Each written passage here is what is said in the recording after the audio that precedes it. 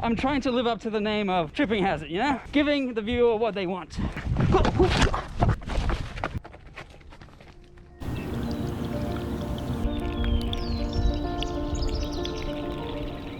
It's that time of the week again. We're here for a long run. We are back at Glasgow, where it all started. If you're from the future or the past, we're wearing masks for legislative reasons. The track is a 2.1 kilometer trail going up about 350 meters in climbing or so.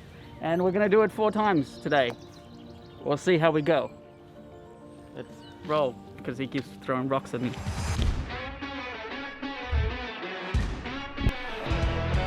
First fire break reached, still going up. We're taking it slower this time round, because since we're doing 4, yes, it's all about pacing. I think my backpack is a little bit lighter than last week.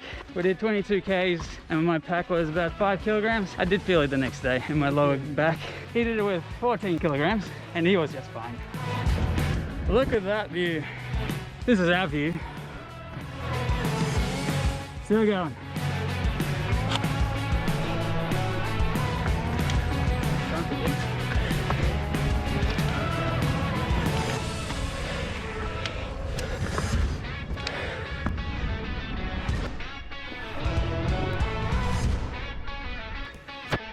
One. All right, it's that time of the day for a Richard quick tip. Yes, recovery is important. The end. No, it's more than that. When it comes to recovering, there's 2 ways to look at it. You've kind of got like your active recovery stuff, which is what you do during the bulk of your training, your rolling, your stretching, your prehab and your rehab. That should be proportional to the amount of training you're doing. If you up your training, you need to up your prehab and your rehab. Time to go down in the first track. First lap, going down.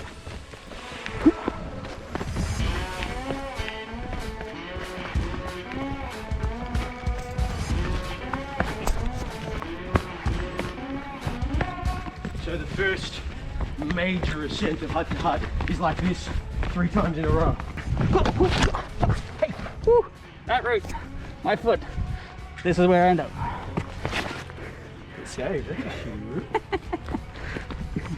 I'm trying to live up to the name of Tripping Hazard, you know? Giving the viewer what they want. But then there's also the second part, which is the equally important part when it comes to recovery, which is the idea of deloading or, you know, going into a recovery phase. The reason this is important and why you need to factor it into your run program is because running is not the adaptation. When you run, you are not improving your body, you're actually breaking it down. So what that means is you need to give it periods of time where you are allowing for that stimulus to result in change. So that's the way you need to think of it. I always program in every 4th week as a recovery week in any run training program. So it'll go hard, recovery, deload, which will involve like less impact, less intensity, still moving, and sometimes, depending on the volume of running, sometimes a deload in terms of the running. Lap done, finished with a distance of 2.25 meters. I mean kilometers. 2.2 meters would be awfully slow for an average pace of 21:51. We would need more than 8 months for this race. Lap 2, have a drink, then lap 2. Back up. Woo! Yeah! Love this stuff.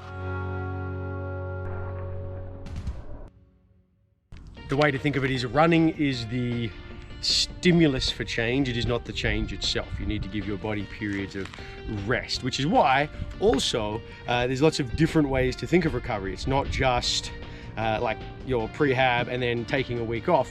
You have to think of the recovery that is happening between your sessions in a week. So you can't go and do a threshold on a Tuesday and then intervals on a Wednesday. Your body has not had enough time to recover to be effective or optimal.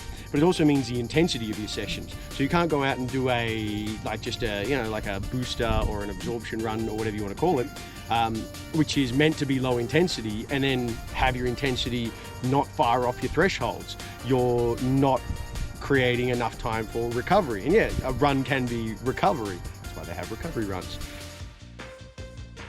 Lap 2 done. Dun, dun, dun.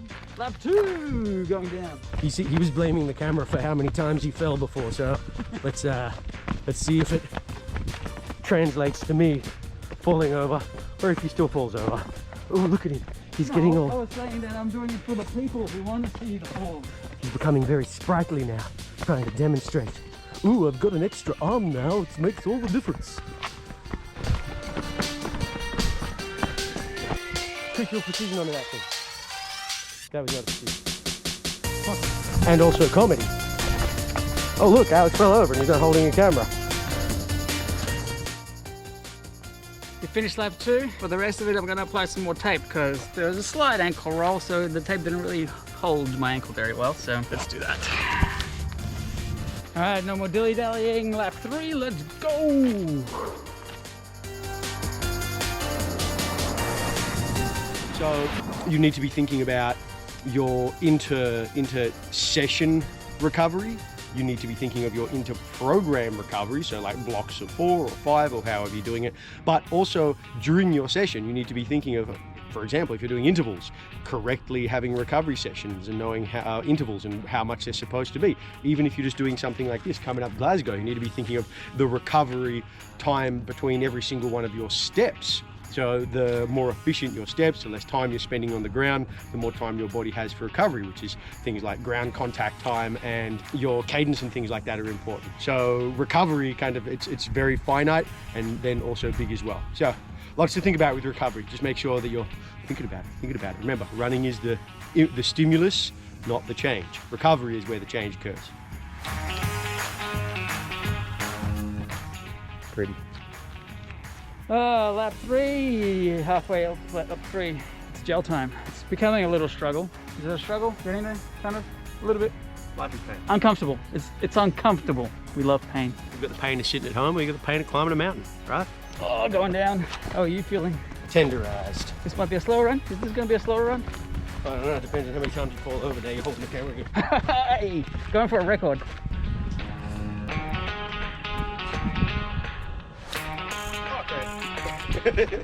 That was another quick tip with Richard on how to descend a steep section. Yes. Remember that technique. It's called Practice it. hypervigilance. Learn it. Do it. Get it proficient. Learn it, live it, love it, laugh it. Oh, it's starting now. Good.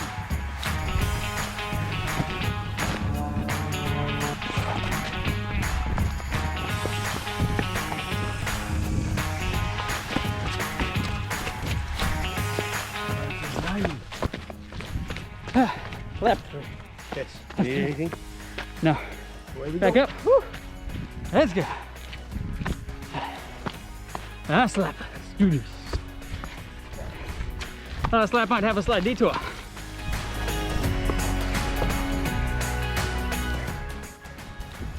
You got this, buddy. You got it. You got it. Me? Yeah. Yeah. All the way, man. All the way. You can do it. You can. Okay. Yeah. Fair enough. Pretty car. What a bogus journey. What's the new one called? Huh? Keanu Reeves, send me the information. What is the title of your third movie? In the Bill and The Ted. Matrix. No, in the Bill and Ted series. John Wick. Bill and Ted John Wick. The Constantine Notebook. Have you seen that? Speed. Cyberpunk. Point Break. Hot Fuzz, where they screened Point Break. Yep. You're in a lot of stuff, Keanu Reeves. The end. Cool story. Yeah. Uh-huh. Good content. This is good content. Hey man, people want to hear about Keanu Reeves. Just giving them what they want. Comment below. Is that what you want to hear? Yeah, more Let us know. Keanu Reeves. What do you want to hear Richard talk about more often? Keanu Reeves or running? Yeah. Which one? Let us know in comments below. Did you know that while not exercising, your brain will use about 18% of your total blood volume. So your body prioritizes about 18% of total flow to your brain for obvious reasons. When you exercise, this drops to as little as 3%, which is why you might feel like a dummy when you run or work your legs particularly hard. And if you're already a dummy, then you're gonna run into real dummy problems. Dummy. Bill and Ted John Wick. Notebook, have you seen that? Speed. Cyberpunk. Point Break. Slow and steady, slow and steady. One foot in front of the other. Getting there. Just over halfway. Well, a bit more than halfway. Which is the same as just over halfway. Probably. See, 3%. You might feel like a dummy. Blood-brain deficit thing. Just keep moving. Call it dummy legs. Dummy. Half of lap 4. Final ascent. And now we have the detour to get some food. Yeah. Yeah, and then I'll feel like throwing up while we go all the way down. Yeah. We're going to Sky high. Sky High.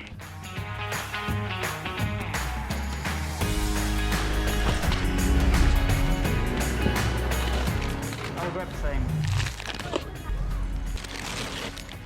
So Richard ordered a bunch of food, and I just said, I'll have what he's having. That was a mistake. Thank you later. Remember how I said I'll be throwing up when I'm running downhill? This happen now. Dummy. That is a big cheesecake, and I have learned that Richard's eyes are bigger than my stomach. Still got a half a cup of this.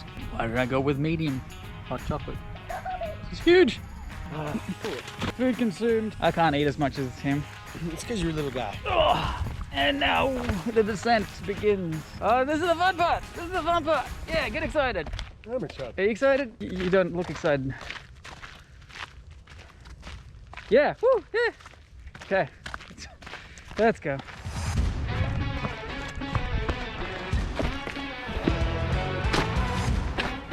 Oh. First section.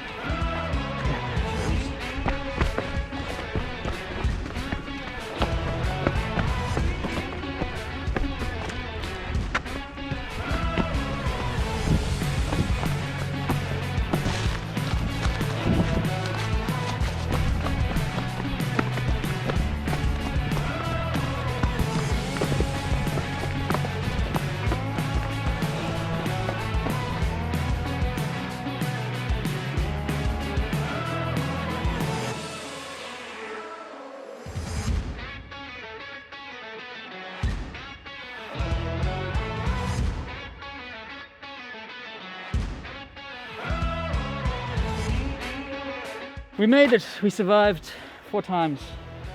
The food was the hardest part. It was. The run down after that was not fun at all. Worth it. Anything else? Kind of sleepy. That was good. So as far as runs go, we're starting to get into the territory with some of our longer, harder runs of just being out there for, what was in this case, 4-ish hours. Yep. So just spending lots of time on your legs is a big part of ultra training. Just get out, spend the whole day moving. I feel like I'm gonna feel it tomorrow. I'm smiling. Yay! Thank you for watching. We'll see you next time. Peace out. You didn't want to say like, subscribe, and joke? Like, subscribe, follow, donate Bitcoin. We'll also accept kidneys. See you next time. I tell Alex my knees are feeling tender on the way down, so he decides to up the pace. Very considerate of him. But I guess we just do what Alex wants. Come running with me. Train me for 100 kilometers. Now do the 100 kilometers with me. Jesus, hold this camera.